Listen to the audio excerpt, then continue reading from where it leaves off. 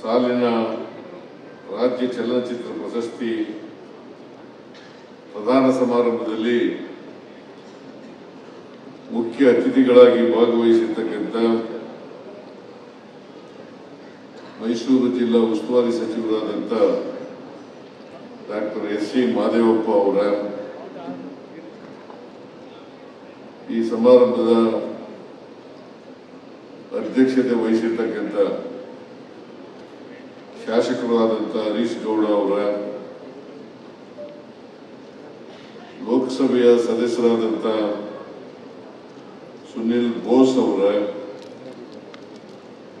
ಶಾಸಕರುಗಳಾದಂಥ ರವಿಶಂಕರ್ ಅವರ, ಡಾಕ್ಟರ್ ತಿಮ್ಮಯ್ಯ ಅವರ, ಮಂಜೇಗೌಡ ಅವರ, ಶಿವಕುಮಾರ್ ಅವರ, ಶ್ರೀ ಪುಟ್ಟಣ್ಣ ಅವರ, ಕಾವೇರಿ ಅಚ್ಚುಕಟ್ಟು ಪ್ರಾಧಿಕಾರದ ಅಧ್ಯಕ್ಷರಾದಂಥ ಬಸವಸ್ವಾಮಿ ಅವರ, ಓವಿ ಅಭಿವೃದ್ಧಿ ನಿಗಮದ ಅಧ್ಯಕ್ಷರಾದಂಥ ರಾಮಪ್ಪ ಅವರ, ಕರ್ನಾಟಕ ಮೃಗಾಲಯ ಪ್ರಾಧಿಕಾರದ ಅಧ್ಯಕ್ಷರಾದಂಥ ರಂಗಸ್ವಾಮಿ ಅವರ, ಕರ್ನಾಟಕ ಚಲನಚಿತ್ರ ವಾಣಿಜ್ಯ ಮಂಡಳಿ ಅಧ್ಯಕ್ಷರಾದಂಥ ಶ್ರೀ ನರಸಿಂಹ ಅವರ, ಕರ್ನಾಟಕ ಚಲನಚಿತ್ರ ಅಕಾಡೆಮಿಯ ಅಧ್ಯಕ್ಷರಾದಂಥ ಸಾಧು ಕೋಕಿಲ ಅವರ, ವಾರ್ತಾ ಇಲಾಖೆಯ ಕಾರ್ಯದರ್ಶಿಗಳಾದಂಥ ಶ್ರೀಮತಿ ಕಾವೇರಿ ಅವರ, ವಾರ್ತಾ ಇಲಾಖೆಯ ಆಯುಕ್ತರಾದಂಥ ಹೇಮಂತ ನಿಂಬಾಳ್ಕರ್ ಅವರ, ಇತರ ಎಲ್ಲ ಅಧಿಕಾರಿ ಸ್ನೇಹಿತರ, ಆಹ್ವಾನಿತ ಗಣ್ಯರೇ, ಬರೀ ಈ ಕಡೆಗೆ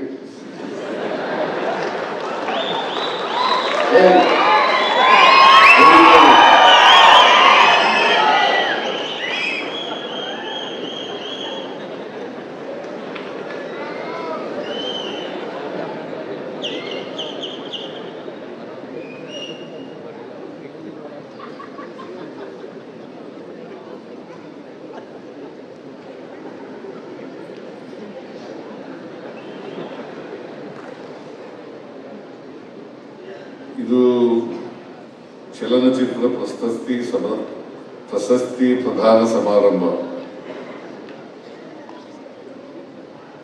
ಈ ಸಮಾರಂಭದಲ್ಲಿ ಎಲ್ಲರೂ ಕೂಡ ಶಿಸ್ತಿನಿಂದ ನಡ್ಕೊಳ್ತಾರೆ ಅಂತಕ್ಕಂಥ ಭಾವನೆ ಇದೆ. ನಡ್ಕತ್ತೀರಿ ಕೂಡ, ಯಾರು ಕೂಡ ಶಿಸ್ತಿನಿಂದ ನಡ್ಕೊಳ್ಬಾರ್ದು. ಒಬ್ರು ಮಾತನಾಡುವಾಗ ಮಧ್ಯದಲ್ಲಿ ಅಡಚಣೆ ಮಾಡ್ತಕ್ಕಂಥದ್ದು ಇದೆಯಲ್ಲ, ಅದು ಸಾಧುವಲ್ಲ.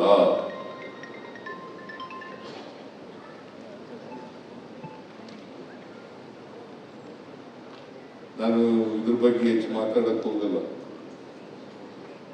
ಇಲ್ಲಿ ಆಗಮಿಸಿರ್ತಕ್ಕಂಥ ಎಲ್ಲ ಚಲನಚಿತ್ರ ಅಭಿಮಾನಿಗಳೇ, ನಟ ನಟಿಯರೇ,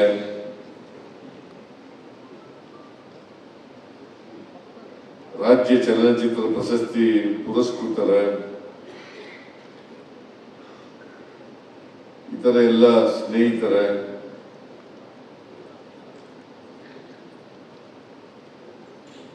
ಮಾಧ್ಯಮದ ಗೆಳೆಯರು,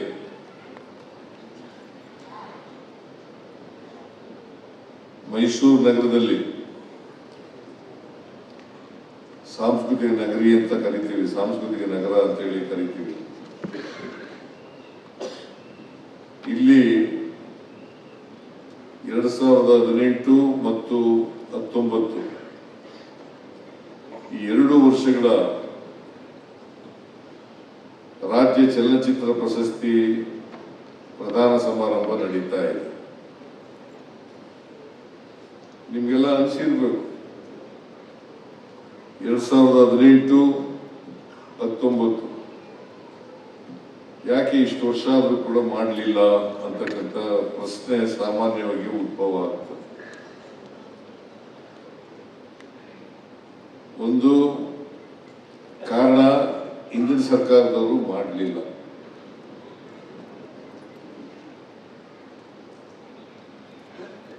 ಜೊತೆಗೆ ನಾವು ಕೂಡ 2.5 ವರ್ಷ ಆಯ್ತು ಅಧಿಕಾರಕ್ಕೆ ಬಂದು. ಈ 2 ವರ್ಷಗಳಲ್ಲಿ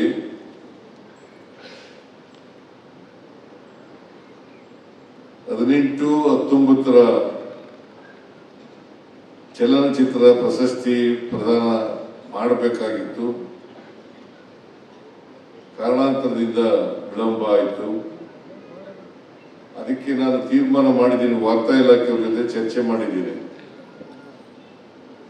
18, 19 ಚಲನಚಿತ್ರ ಪ್ರಶಸ್ತಿ ಪ್ರದಾನ ಮಾಡೋಣ. ಕೆಲವೇ ದಿನಗಳಲ್ಲಿ ಶೀಘ್ರವಾಗಿ 20-21ನೇ ಚಲನಚಿತ್ರ ಪ್ರಶಸ್ತಿ ಪ್ರದಾನವನ್ನ ಮಾಡ್ತೇವೆ ಅಂತಕ್ಕಂಥ ಮಾತುಗಳನ್ನು ಇನ್ನು ಮುಂದೆ ಈ ರೀತಿ ಆಗ್ಲಿಕ್ಕೆ ಬಿಡಕ್ ಹೋಗಲ್ಲ. ಪ್ರತಿ ವರ್ಷನೂ ಕೂಡ ಆಯಾಯ ವರ್ಷ ಅಂದ್ರೆ ಈ ವರ್ಷ 2024 ಮಾಡಬೇಕಾಗಿತ್ತು. ನಾವು ಪ್ರತಿ ವರ್ಷನೂ ಕೂಡ ಆಯಾಯ ವರ್ಷನೇ ಚಲನಚಿತ್ರ ಪ್ರಶಸ್ತಿ ಪ್ರದಾನವನ್ನ ಮಾಡ್ತೇವೆ ಅಂತಕ್ಕಂಥ ಮಾತುಗಳನ್ನು ಈಗಾಗಲೇ ವಾರ್ತಾ ಇಲಾಖೆಯವ್ರ ಜೊತೆ ಚರ್ಚೆ ಮಾಡಿದ್ದೇನೆ. ಅದನ್ನ ಮಾಡೇ ಮಾಡ್ತೀವಿ ಅಂತಕ್ಕಂಥ ಮಾತುಗಳನ್ನ ಹೇಳಲಿಕ್ಕೆ ಬಯಸ್ತಾ ಇದ್ದೇನೆ.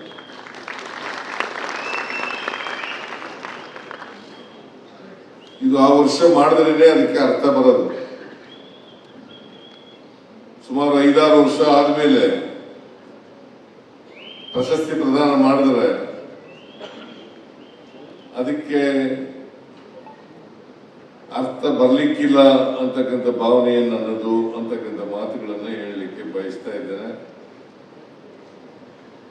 ಈ ವರ್ಷ 2018 ಮತ್ತು 19ನೇ ಸಾಲಿನ ರಾಜ್ಯ ಚಲನಚಿತ್ರ ಪ್ರಶಸ್ತಿ ಯಾರ್ಯಾರು ಪಡ್ಕೊಂಡಿದ್ದಾರೆ, ವಿಜೇತರಿದ್ದಾರೆ, ಪುರಸ್ಕೃತರಿದ್ದಾರೆ, ಅವ್ರಿಗೆಲ್ಲರಿಗೂ ಕೂಡ ಕನ್ನಡ ನಾಡಿನ ಜನತೆಯ ಪರವಾಗಿ, ವೈಯಕ್ತಿಕವಾಗಿ, ಸರ್ಕಾರದ ಪರವಾಗಿ ಅಭಿನಂದನೆಗಳನ್ನು ಸಲ್ಲಿಸಲಿಕ್ಕೆ ಬಯಸ್ತಾ ಇದ್ದೇನೆ. ಅವರೆಲ್ಲರಿಗೂ ಕೂಡ ನಾನು ಎಷ್ಟು ಜನ ಇದ್ದಾರೋ ಅಂತ ಕೇಳಿದೆ ಈಗ ತಾನೆ ಆಯುಕ್ತರನ್ನ. ಸುಮಾರು 80ಕ್ಕೂ ಹೆಚ್ಚು ಜನ ಇದ್ದಾರೆ ಅಂತ ಹೇಳಿದ್ರು. ಅದಕ್ಕೆ ನಾನು ಹೇಳಿದೆ, ನಾನೇ ಮೊದಲು ಮಾತಾಡ್ಬಿಡ್ತೀನಿ, ಆಮೇಲೆ ಪ್ರಶಸ್ತಿ ಪ್ರದಾನ ಮಾಡೋಣ ಅಂತ ಹೇಳಿದೆ. ಯಾಕೆಂದ್ರೆ 80 ಜನರಿಗೆ ಪ್ರಶಸ್ತಿ ಪ್ರದಾನ ಮಾಡಿದ್ರೆ ಬಹಳ ವಿಳಂಬ ಆಗ್ತದೆ. ಆಮೇಲೆ ಬಹಳ ಜನ ಪ್ರಶಸ್ತಿ ಪ್ರದಾನ ಆದ್ಮೇಲೆ ಹೊರಟೋಗ್ಬಿಡ್ಬೋದು.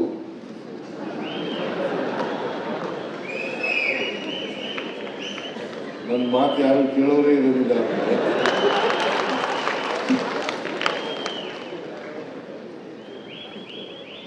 ಗೋವಿಂದ ಒಬ್ಬ ಇರ್ತಾನೆ.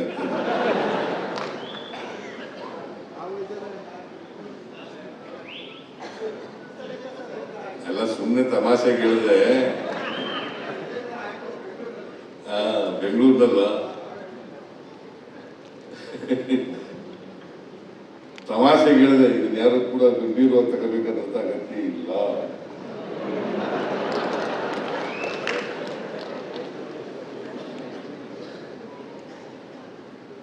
ನೀವು ಇರ್ತೀರಿ, ಬಹಳ ಜನ, ಕೆಲವರು ಹೊರಟೋಗ್ಬೋದು, ಬಹುತೇಕವಾಗಿ ಇರ್ತಾರೆ. ಆದರೂ ನಾನು ಮುಂಚಿತವಾಗಿ ಮಾತನಾಡಬೇಕು ಅಂತಕ್ಕಂಥದ್ದನ್ನ ಆಯುಕ್ತರಿಗೆ ಹೇಳಿದೆ. ಆಯುಕ್ತರು ಇಲ್ಲ ಪ್ರಶಸ್ತಿ ಆಮೇಲೆ ಮಾಡ್ತೀವಿ, ನೀವು ಮೊದಲು ಮಾತಾಡ್ಬಿಡಿ ಸರ್ ಅಂತ ಹೇಳಿದ್ರು. ಹಾಗಾಗಿ ಮಾತಾಡ್ತಾ ಇದ್ದೇನೆ. ಇದು ಚಲನಚಿತ್ರಗಳು ಹಿಂದೆ ಒಂದು ಕಾಲದಲ್ಲಿ ಆಕ್ಟರ್ಗಳು ಬಹಳ ಕಡಿಮೆ ಇದ್ರು, ನಟಿಯರು ಬಹಳ ಕಡಿಮೆ ಇದ್ರು, ನಿರ್ಮಾಪಕರು ಕಡಿಮೆ ಇದ್ರು, ಡೈರೆಕ್ಟರ್ಗಳು ಕೂಡ ಕಡಿಮೆ ಇದ್ರು. ಈಗ ಹೆಚ್ಚು ಜನ ನಿರ್ಮಾಪಕರಿದ್ದಾರೆ, ಹೆಚ್ಚು ಜನ ನಿರ್ದೇಶಕರಿದ್ದಾರೆ, ಹೆಚ್ಚು ಜನ ನಟ ನಟಿಯರಿದ್ದಾರೆ, ಮತ್ತೆ ಬೇರೆ ಸಿಬ್ಬಂದಿ ವರ್ಗದವರೆಲ್ಲ ಕೂಡ ಇದ್ದಾರೆ.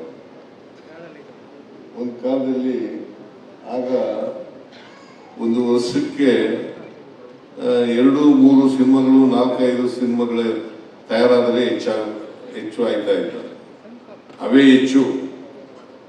ಮತ್ತೆ ನಾವು ಸಿನಿಮಾ ನೋಡಬೇಕು ಅಂತಂದ್ರೆ ನೋಡ್ದನ್ನೇ ನೋಡಬೇಕು ಸಿನಿಮಾನ. ನಾನು ಓದುವಾಗ ವಿದ್ಯಾರ್ಥಿಯಾಗಿದ್ದಾಗ ಪ್ರತಿ ದಿನ ಸಿನಿಮಾ ನೋಡ್ತಿದ್ದೆ, ಪ್ರತಿ ದಿನ. ಇತ್ತೀಚಿನ ದಿನಗಳಲ್ಲಿ ಸಿನಿಮಾಗಳು ಜಾಸ್ತಿ ಆಗ್ಬಿಟ್ಟು ಸಿನಿಮಾ ನೋಡೋದೇ ಬಿಟ್ಬಿಟ್ಟೆ.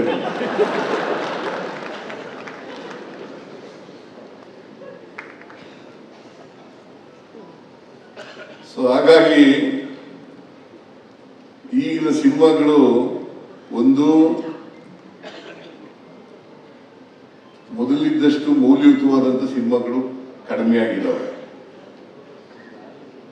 ಸಾಮಾಜಿಕ ಕಳಕಳಿ ಇರ್ತಕ್ಕಂಥ ಚಿತ್ರಗಳು ಕಡಿಮೆ ಆಗಿದ್ದಾವೆ. ಸಮಾಜದಲ್ಲಿ ಬದಲಾವಣೆಯನ್ನ ತರ್ತಕ್ಕಂಥ ಸಿನಿಮಾಗಳು ಕಡಿಮೆ ಆಗಿದ್ದಾವೆ. ಹಾಗಾಗಿ ನಾನು ಪುರ್ಸತ್ತು ಇಲ್ಲ.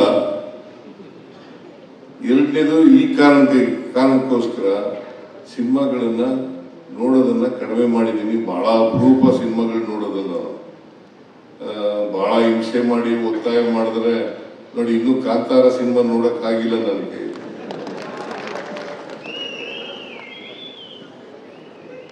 ಚೆನ್ನಾಗಿದೆ ಅಂತ ಹೇಳ್ತಾರೆ, ಬಹಳ ದುಡ್ಡು ಗಳಿಸಿದೆ, ಚೆನ್ನಾಗೂ ಇದೆ, ಸಮಾಜದ ಮೇಲೆ ಪರಿಣಾಮ ಬೀರ್ತದೆ ಅಂತಕ್ಕಂಥ ಮಾತುಗಳನ್ನ ಹೇಳ್ತಾರೆ.